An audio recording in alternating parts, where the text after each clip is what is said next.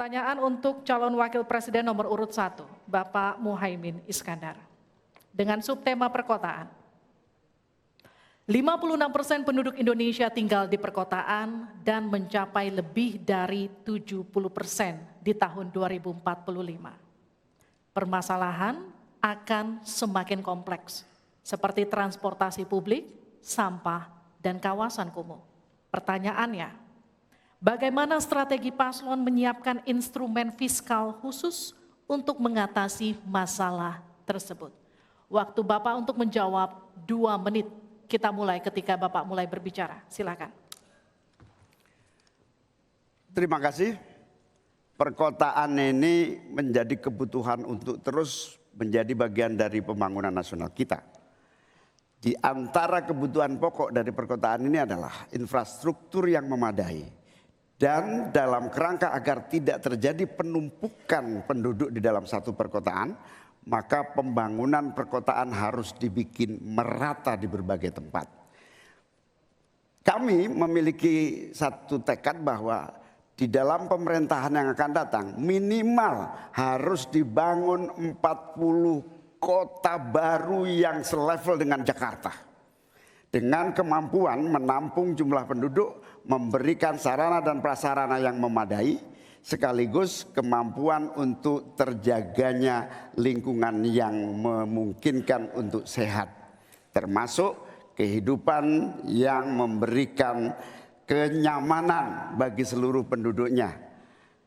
Di mana perumahan tidak terlampau jauh dari pusat-pusat pekerjaan, di mana akses pendidikan bisa sampai pada yang dibutuhkan. Sementara fiskal yang dibutuhkan, kita harus pandai-pandai mengambil prioritas. Sekali lagi, kita bukan setuju atau tidak setuju IKN. Yang paling penting adalah prioritas kepemerataan dan keadilan agar terbangun kota-kota sehingga sarana air bersihnya terwujud. Balikpapan kasihan, Banjarmasin kasihan, Pontianak kasihan. Karena apa? Kota-kota ini dalam waktu singkat bisa kita sulap menjadi lebih baik.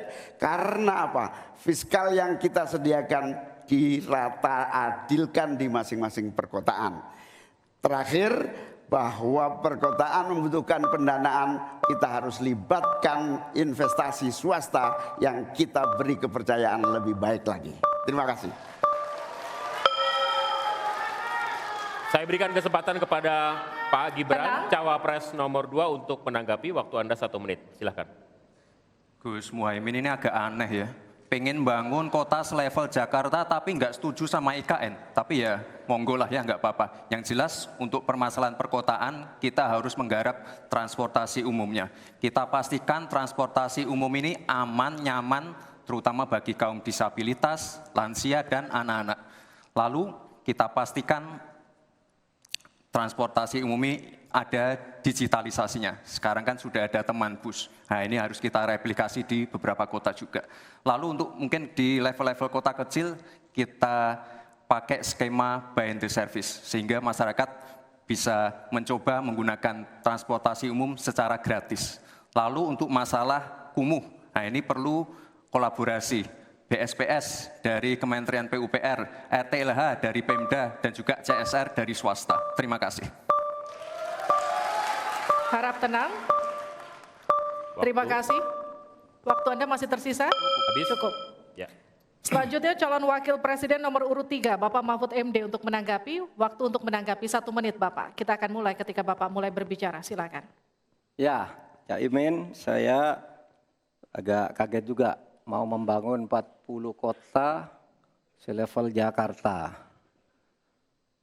Ya, apa itu bisa dilaksanakan 5 tahun Bapak menjadi presiden dan wakil presiden? Berapa kota dalam 5 tahun? Ini IKN aja sudah puluhan tahun baru dilaksanakan. Itu pun yang investasi baru dalam bentuk janji. Belum ada yang melaksanakan. Nah gitu kan. Lalu saudara 40. Luar biasa menurut saya, 40 kota selevel Jakarta yang sudah metropolitan seperti itu.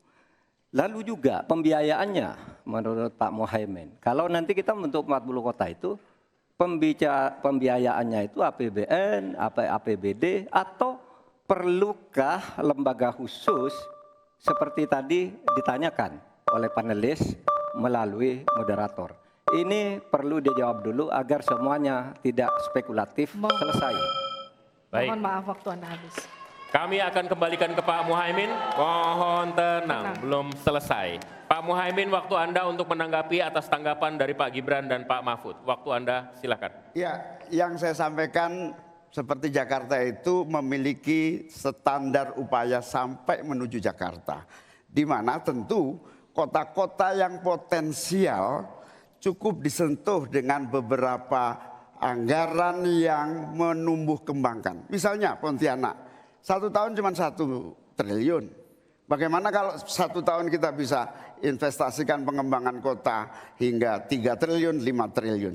APBN kita cukup. Apalagi kalau seperti yang sampaikan Pak Gibran tadi, melibatkan berbagai cara pembiayaan yang melibatkan baik itu swasta maupun CSR. Jadi apa yang saya sampaikan selevel Jakarta itu target utama. Tetapi yang lebih penting dari itu adalah infrastruktur yang dibutuhkan dipersiapkan dari potensi yang sudah ada. Sehingga dalam waktu singkat kota-kota 40 kota itu benar-benar sudah menggunakan potensi yang sudah dimiliki yang ada.